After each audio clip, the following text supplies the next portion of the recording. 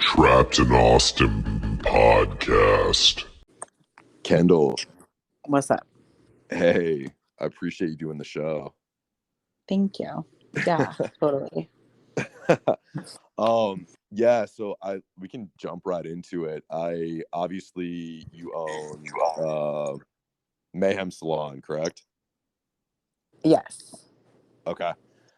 When did you actually launch Mayhem, officially? Actually, I'm gonna back up for a second. When did you come up with the concept?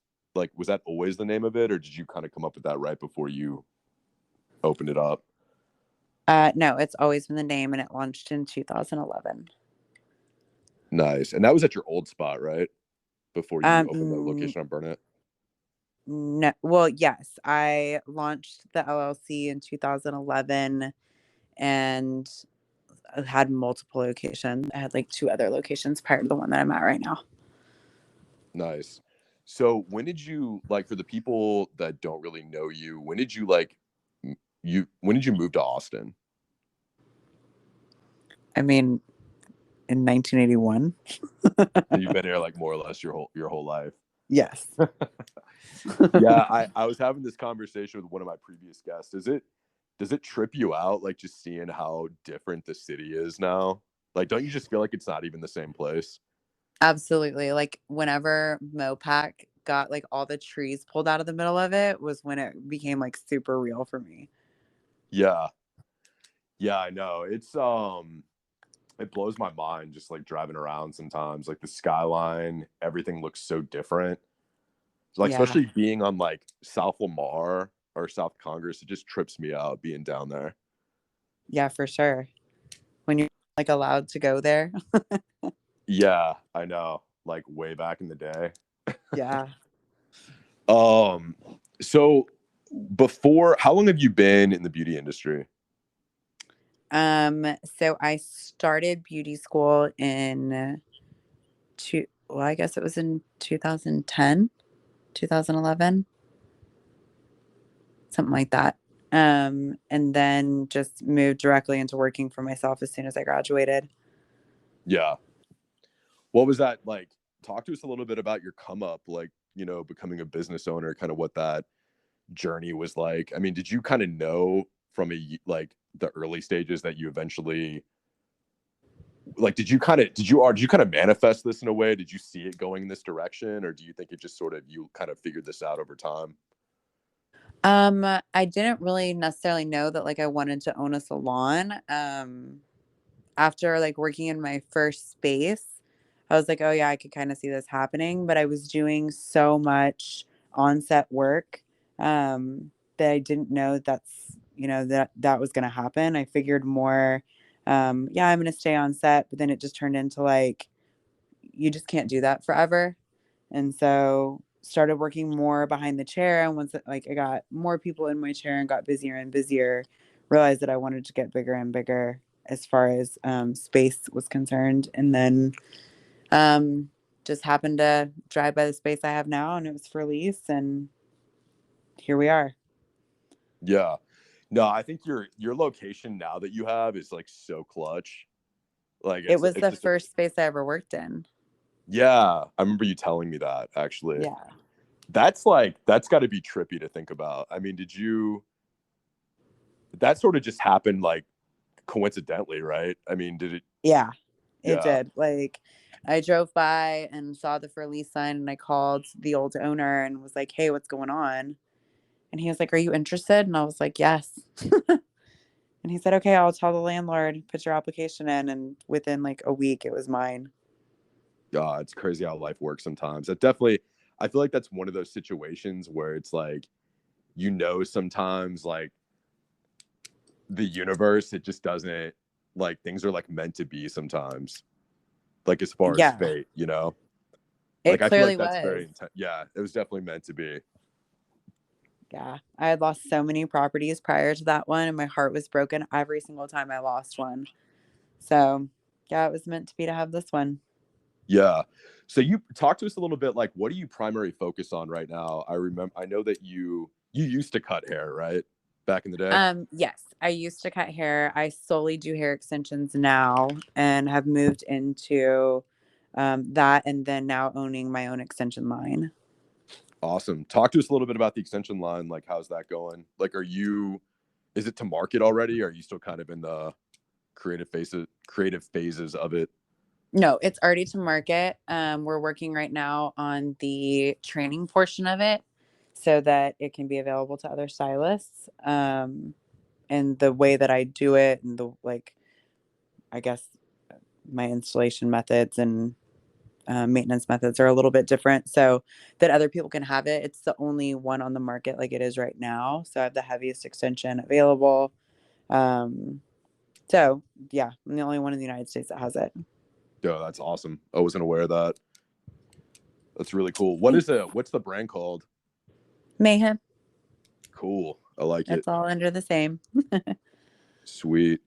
As far as hair extensions go, like, obviously, I think, and I'm curious to get your thoughts on this. I feel like, I mean, hair extensions just in and of themselves, like, I feel like have gotten, like, when did that start becoming like really popular? Because I feel like it's a lot of girls get hair extensions now. Like, when do you think that shift kind of happened? I would say, I mean, they've been in market, for obviously quite some time. I started wearing them like 20 years ago. And I would say probably in the last like 7 or 8 years, it's become a lot more popular and a lot more accessible. Yeah. And there's not as much of there's still a stigma attached to it for some reason. But it's not as bad as it used to be. Yeah. As a guy, I don't really know shit about hair extensions. I just know a lot of girls wear them. I mean, a lot of people will be like, oh my gosh, you have hair extensions. Like, it's gross. But nobody will walk up and say like, oh my God, you have a boob job. That's so gross. Like, nobody cares. Yeah. And it's the same concept. It's an enhancement. Of course. Yeah. So, is there like, in regards to Austin specifically, do you feel like, is there a lot of, I mean, obviously I think you're at the top tier of what you do, but do you feel like there's a lot of competition in this space locally? I don't, because I feel like every stylist is different. So even if we offered the same service, like, it's not the same. But I also feel like a lot of stylists offer extensions as supplemental service and not as their entire business. And for me, it's my entire business as opposed to supplemental service.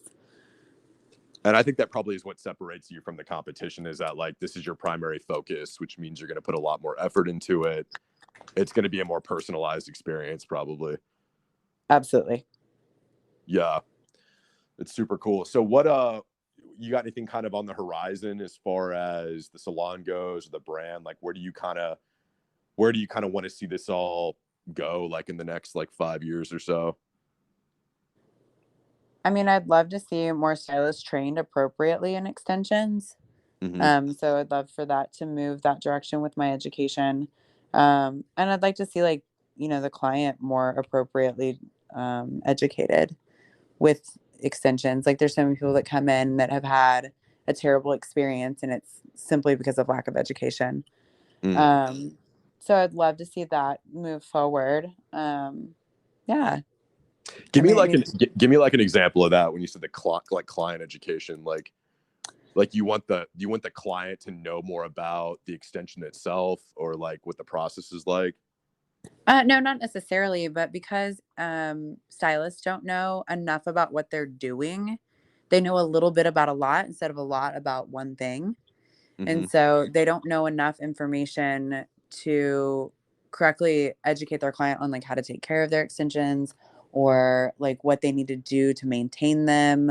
And so people come in and they're like, my hair was ruined. And I'm like, well, it's probably ruined by poor installation and lack of education. Yeah. That kind of makes sense though. Like, because I'm sure you probably get a lot of clients who like, oh, this, I'm just throwing out an example, like, oh, this came out, or this looks like it moved in my sleep, whatever, just throwing out an example. So they're probably, and I'm sure this has probably happened to you, or maybe they're coming in to have you fix something that maybe they could have potentially fixed themselves if they knew more about how to do it. Is Like the that, client, no, yeah, they're not going to be able to fix like something with installation themselves. okay, Typically because they can't see it. I gotcha. Like, Like it's on yeah, the that side of shows your how little head I or know. well, yeah, so it's not something they're going to fix. It's something like their daily habits need to be changed. Like they need to understand like this is how you brush it, this is how you wash it, this is how you braid it when you sleep. This is what you're supposed to do when you're in the water and you're swimming. Things like that. Mm, that's what's up. Um, well, I know obviously you do like a lot of other things outside of, you know, owning your own salon. I know lately you did a show recently, right? I did. Yeah. So how long have you been doing like the fitness competitions? So my first show was I believe 10 years ago Mm-hmm. and I competed for 9. What's that journey been like for you on a personal level? It was actually really interesting to like see through my pictures after this last one, to see kind of like how I grew. It was crazy. Like I just felt like the entire time that I ever competed, never thought I looked good enough. And that has to be like the most unhealthy thing ever, to like look at yourself and not think that you look good enough. And I look at Yeah. my pictures and I'm like, wow, you really looked amazing every single time. But I just you're in a place where you're putting yourself to be judged. And so you can never be perfect, right? Yeah. No, it's for sure. Do you what like originally got you into, I guess, working out on that level? Like when was the turning point for you where you were like, oh, okay, I want to actually compete and take this seriously? My little sister was actually getting married on the beach in the Dominican Republic. And I was like, oh God, I am not ready for this. And like, there's nothing scarier than putting yourself half naked on a stage in front of hundreds of people you don't know. Then, so that kind of like forced me to do it. And I was like, okay, I'll be good now. Yeah. Um so I think I saw like one of your posts recently about like do you foresee yourself ever doing a show again, or do you think you're Oh no, done at that this my point? last one was my very last one. Okay. Why is that, out of curiosity? I mean, I spent my entire 30s on that stage. It's time to just move forward. Move forward. Yeah. Do you Yeah, feel like you kind of got everything you needed to out of that experience? I think so. I think Yeah. so. It was just like, I don't know. You work so hard for something, and I mean, I did really well in this last one, and it still wasn't good enough, and that's not okay to feel like that about yourself. Yeah. No, that makes sense. I have a lot of respect for people that, have the courage to get up there and get graded and critiqued by people. That can't be easy. But I'm No, sure, like, in a weird way, do you feel like it kind of makes you, I don't know, like, I feel like if you, just anyone in general, like, if you didn't have thick skin prior to doing that, I feel like doing that will give you thick skin. I don't know. I cried a lot. Oh, really? Yes, like nobody should ever know that like one calf is bigger than the other, or that one glute sits higher than the other. Like that's ridiculous. No normal person should ever know that about themselves. Yeah, no, that makes sense. So they actually get that like that intricate in the details, and like as far as revealing them to you. Yeah, Like, will if they you tell ask you for it. that? Do they Yeah, tell you if that you in real ask, time, or do you find that out later when you get off the stage? you find that out later when you ask for critiques. Okay. Yeah, I wasn't sure if it's like you're on the stage and like some dude just has a microphone and he's like, Oh my your right God, calf is way. Could you that's imagine? awful. Your left butt cheek is sagging lower than the right one. No, no, that's God. absolutely awful. That would be so ridiculous. No, definitely like afterwards, after you're completely done, if you go and ask for judges' critiques, they'll give them to you. Yeah, I don't know anything about competition shows, but yeah, I mean, mad respect though. I think it takes a lot of courage to get up there and do that. Thank you. Um, so like as far as, did you, when you're like training for a show, getting ready for a show, is it hard to, one of the things I've always like admired about you is the fact that you balance so much out, like as far as being a business owner, you know, getting ready for the show and the working out. Like, is that, how do you manage all of it at the same time? Does that get complicated, or you just kind of, 100%. It's yeah, awful. yeah, I mean, it takes all of my time, to be honest with you. So I end up having time for nothing else but like me, the gym, and the salon, and that's it. Like I have no social life. Like I don't do anything whenever I'm getting ready for a show. yeah? Because I know you work long hours sometimes, so I was always kind of curious when you like found time to squeeze in your workouts. Early in the morning. Yeah, yeah, you've always been like a super early riser. Yes, I am a very early riser. um but yeah, I mean, as far as, you know, if let's say like a younger girl came up to you and was like, hey, you know, I really want to open my own salon, I want to do this, I want to do that, you know, what kind of advice do you have for me? Like what would you say to any like younger person, even like particularly females that want to maybe get into your industry or maybe start their own business? Like what kind of advice would you give them? I feel like the best thing that I could have ever done was develop a brand and a reputation on my own, Mm-hmm. and then allow that reputation to grow.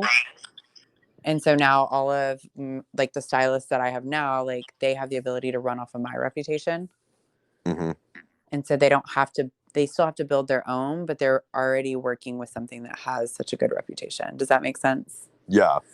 So like work super, super hard on your own to develop yourself and your bit, like what you think you want the business to look like. I mean, I did it for almost 9 years before I opened the big location. Yeah. And how many employees do you, I know you had one employee for a while. Are you still with the one, or do you have We have other? 1 and 2 apprentices right now. Oh, awesome. How's that going? When did you guys get the apprentices? They just started, I would say like maybe a month ago. It's been interesting. Like there's a lot of things that's different about beauty school, especially with like COVID and the quarantine Mm-hmm. and school getting like closed down for them. So things were really, really different as far as how they learned and things that they couldn't learn. And people weren't coming into the schools for them to practice. So they just don't have as much experience as we did coming in, like out of school. Yeah. So it's a lot of teaching, which is nice because they don't have bad habits to break. But you know, you gotta teach them everything. Mm. Do you think that's, and that you probably would kind of contribute to like COVID specifically, or do you think it's kind of how it's been for a while, like in regards to beauty school, or was it just because it was kind of an off year and they really weren't able to get the hands-on experience? I feel like it's kind of like general to coming out of beauty school. Um, like what you learn in school gives you kind of a baseline for what's going to happen in real life, but Mm-hmm. it's not exactly what happens.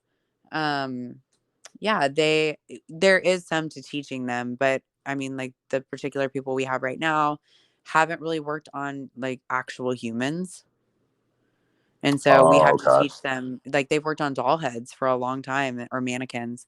And so we've had to teach them like how to be comfortable working with people. And so we had the experience where we worked with people for, you know, a year I before we see. ever left school. So that's a big change for them. Yeah. I'm sure doing that in real time, there's probably some like nerves that they got to kind of get used to For or set sure. off. Yeah. For sure. But yeah, I know that's awesome though. How's business been lately? I'm sure it's been like pretty busy now that things are kind of, I mean, obviously the Delta variant's out there, but it doesn't really seem like people really give a fuck. Everyone's kind of just living their normal life. So I'm sure you're staying booked.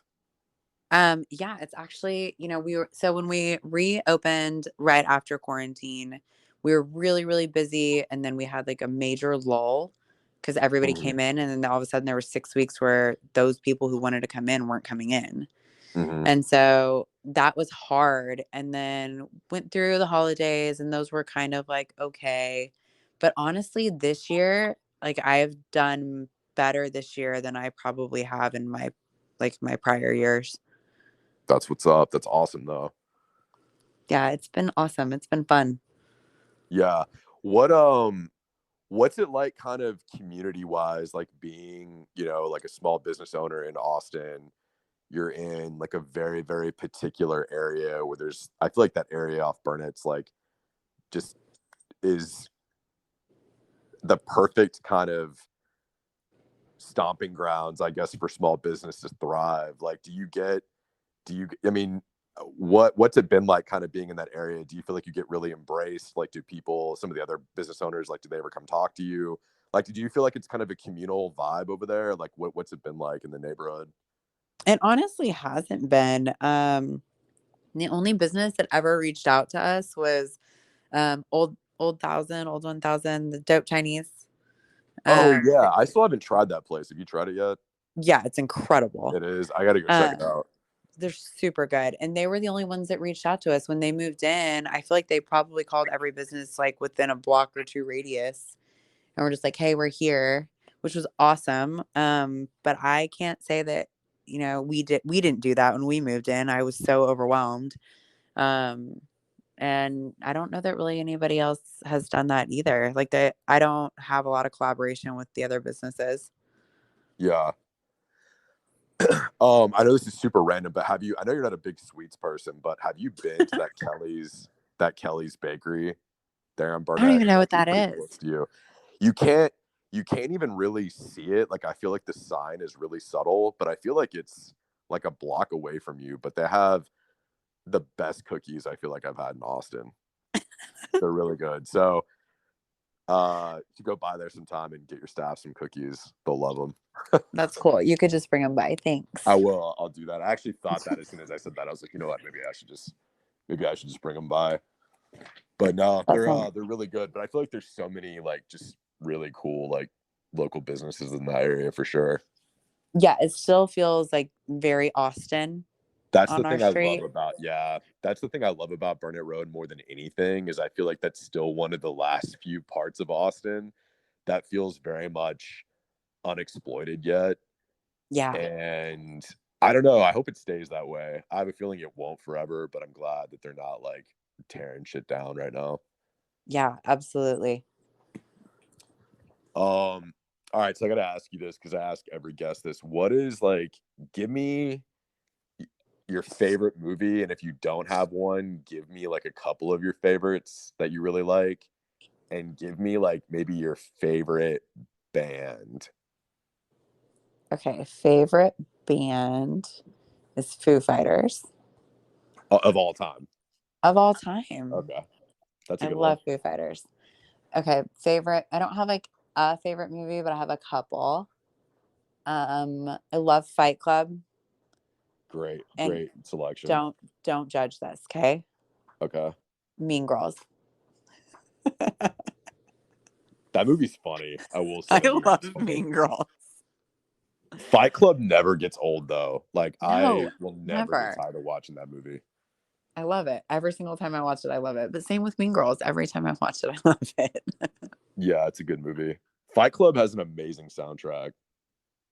I don't know that I've ever listened to it, to be perfectly honest. It's good. It's like all electronic shit. But that's such a dope movie. Anytime that movie's on TV, I always watch it. Yeah, for sure. So have you seen the Foo Fighters in concert? I have. ACL, or when did you see them? ACL and at what's that amphitheater? Coda amphitheater thingy. Oh yeah, Circuit of Americas. Yep, thank you. That's what's up. Yeah, they like pulled that guy on stage, that random guy that was like dressed like Kiss, and he just like they gave him a guitar. How long ago was this? It was only a couple of years ago. And they gave him a guitar, and I guess they didn't think he could actually play, and he just like went all for it on Monkey Wrench. It was awesome. I was like, what the fuck just happened? That's insane. So they just pulled some random guy and he went up there and killed it. I mean, it was kind of random. I mean, he was dressed like Kiss. Okay. And like he was in I mean, like you're asking to get picked. They put that guy in there as like they knew they were gonna pick him. Because what are the odds of him actually killing it like that on guitar? I guess it's like they did like a bunch of interviews with the guy afterwards, and I guess he's like a local musician here. And he just like went like that. I don't know if he anticipated being picked. And I don't know. Dave's reaction was absolute like surprise. Wow. It was I bet awesome. that was trippy as fuck to see. Are you going to ACL this year? I'm not. I'm road tripping over ACL this year. Yeah, I don't think I'm gonna go either. Not my But thing. I haven't gone in a few years. I haven't either, actually. Last time I went was when Jay-Z headlined, which I think was like 5 years ago. That's probably the last time I went. I feel like mine was like 3 years ago, 3 or 4 years ago. Yeah. Something like that. Cool. Well, I appreciate you doing the show. Yeah, absolutely. Thank you for having me. Yeah, absolutely. We'll catch up soon though. Okay, sounds good. Trapped in Austin podcast.